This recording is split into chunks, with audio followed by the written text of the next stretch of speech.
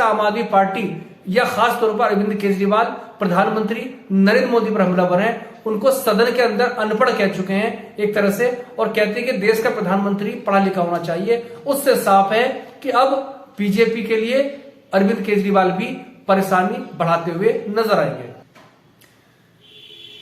नमस्कार, स्वागत है आप सभी का। मैं हूं राहुल सिंह शेखावत। दिल्ली के मुख्यमंत्री और आम आदमी पार्टी के सर्वेसर्रा अरविंद केजरीवाल डर गए हैं या फिर संभल गए हैं, या फिर ये भी कह सकते हैं कि उन्होंने मुकाबला करने की ठान ली है।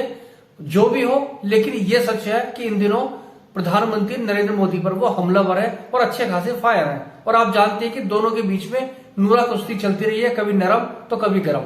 बहरहाल इन दिनों अरविंद केजरीवाल और उनकी पार्टी पूरी तरह से नरेंद्र मोदी पर हमलावर है। हमला इस आलम का है कि विधानसभा में अरविंद केजरीवाल प्रधानमंत्री को अनपढ़ भी बता चुके हैं और अब पोस्टर चिपकाए जा रहे हैं जिसमें कहा जा रहा है कि देश का प्रधानमंत्री पढ़ा लिखा होना चाहिए या नहीं होना चाहिए। मतलब यह है कि अब सीधे तौर पर 2024 में चुनाव होना है और दिल्ली में 2025 में चुनाव होना है। और आप जानते हैं कि तीसरी बार मुख्यमंत्री अरविंद केजरीवाल दिल्ली के बने हैं। दरअसल कुछ घटनाक्रम राजनीतिक इस तरह के हुए हैं कि अरविंद केजरीवाल को अपना रुख बदलना पड़ा है। उनके खासम खास मनीष सिसोदिया जेल में है और एक उनके दूसरे मंत्री जो मंत्री थे सत्येंद्र जैन, वो भी जेल में है। और इस बीच कांग्रेस के पूर्व अध्यक्ष राहुल गांधी मानहानि की 2 साल की सजा हो चुकी है और लोकसभा की सदस्यता चली गई है।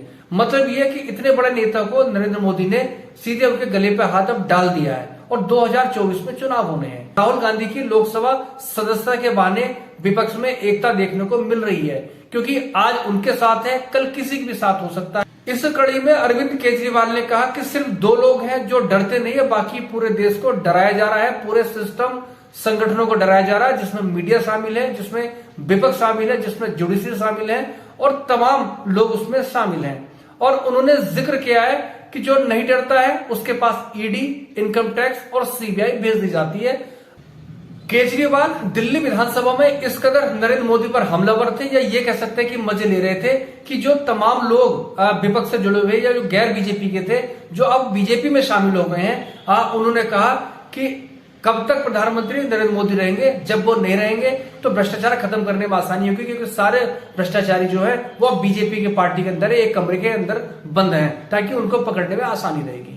केजरीवाल ने विधानसभा के अंदर कहा, ऑन रिकॉर्ड कहा कि जो नहीं झुक रहा है, जो नहीं सुन रहा है, उसको सीधे तौर पर सर पे बंदूक रखी जा रही है। उन्होंने हवाला अपने मंत्री जो उनके पूर्व उप मुख्यमंत्री हैं मनीष सिसोदिया और दूसरे सत्येंद्र जैन जो कि मंत्री थे, उनका हवाला देते हुए उन्होंने कहा था कि उनके सर पे जो ईडी वाले आए थे उन्होंने सर पे बंदूक रखी और कहा कि बीजेपी में चले जाओ वरना। मतलब ये है कि केजरीवाल पूरी तरह से लगता है कि उन्होंने ठान ली है प्रधानमंत्री या बीजेपी से 2-2 हाथ कर लिए जाए, क्योंकि उन पर ये आरोप लगते रहे हैं कि वो बीजेपी की बी टीम है। और अब जबकि पंजाब में उनकी एक सरकार है, फुल फ्लेज सरकार है, दिल्ली में वो खुद तीसरी बार के मुख्यमंत्री है, तो जाहिर सी बात है उनकी महत्वाकांक्षाएं पहले से भी रही हैं और अब वो अपना विस्तार चाहते हैं और छाया में विस्तार संभव नहीं है।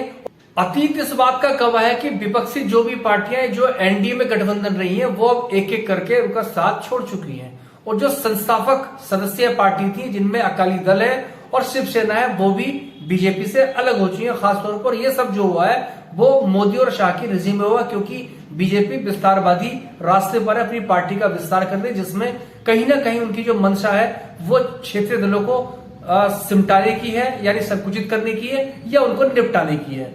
तो ये बातें अब लोगों को समझ में आ रही हैं। लेकिन और आप जानते हैं कि केजरीवाल की राजनीति हमेशा ओडी बन रही है, कभी इस पर लड़ा कभी उस पर लड़ा। और अरविंद केजरीवाल महत्वाकांक्षी हैं और प्रधानमंत्री बनने के वो भी आकांक्षी हैं और कांग्रेस के साथ उनकी दरअसल बनती नहीं थी, बहुत अच्छी ट्यूनिंग रही नहीं थी। लेकिन इन दिनों 2024 के मद्देनजर तेलंगाना के मुख्यमंत्री के साथ उनकी घुटती है और एक वो तीसरा मोर्चा, क्षेत्रीय मोर्चा बनाने के कवायद में जुटे हुए हैं। लेकिन इस बीच में राहुल गांधी वाला प्रकरण हुआ है, उनकी सदस्यता चली गई है, मानहानि में 2 साल की उनको सजा हुई है और सजा होने के बाद उनकी सदस्यता जाने के बाद अरविंद केजरीवाल उन नेताओं में जिन्होंने सबसे पहले तीखी प्रतिक्रिया व्यक्त की थी। उन्होंने कहा था कि मतभेद हमारे हो सकते हैं, लेकिन राहुल गांधी की सदस्यता जिस तरह से ली गई है, जिस तरह से सजा दी गई है, वो लोकतंत्र का गला घोटना है। और उसके अलावा तमाम अन्य विपक्ष के जो भी नेता हैं वो भी राहुल गांधी के मामले को लेकर लामबंद हुए हैं, उनके साथ, कांग्रेस के साथ खड़े हुए हैं। तो क्या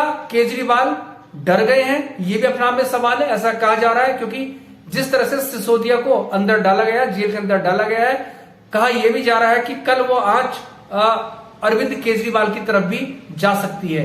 हालांकि सीधे तौर पर उन पर अभी तक कोई करप्शन का चार्ज नहीं है, लेकिन हालात कहते हैं राजनीति में अचानक बनते हैं, स्थितियां घटती हैं, उसके बाद चीजें बनती और बिगड़ती भी नजर आती हैं। सभी जानते हैं कि अरविंद केजरीवाल अन्ना हजारे के भ्रष्टाचार विरोधी आंदोलन की उपज है और उस आंदोलन को कहा जाता है कथित तौर पर पर्दे के पीछे आरएसएस और बीजेपी का समर्थन था। और यह भी कहा जाता है कि केजरीवाल बीजेपी के कार्यशैली को जानते हैं और उनसे निपटना भी जानते हैं, लेकिन वक्त के हिसाब से वो अपनी रणनीति बदलते रहे और जो राजनीति में स्वाभाविक भी है। लेकिन मौजूदा समय में वो सीधे तौर पर अब नरेंद्र मोदी पर हमलावर नजर आ रहे हैं, क्योंकि उनकी महत्वाकांक्षाएं बढ़ रही है, क्योंकि उनकी पार्टी राष्ट्रीय दल भी बनती नजर आ रही है। अगर बीजेपी की या मोदी की छाया में या मोदी की छाया के आरोपों के साये में वो अपना विस्तार नहीं कर सकते, तो मौका भी है, दस्तूर भी है और हालात भी ऐसे बन रहे हैं, तो वो उनका हमलावर होना लाजमी है। हालांकि ये भविष्य के घर में छुपे सवाल हैं कि वो हमलावर तो हैं, लेकिन कितने हमलावर कितने दिन तक रहेंगे।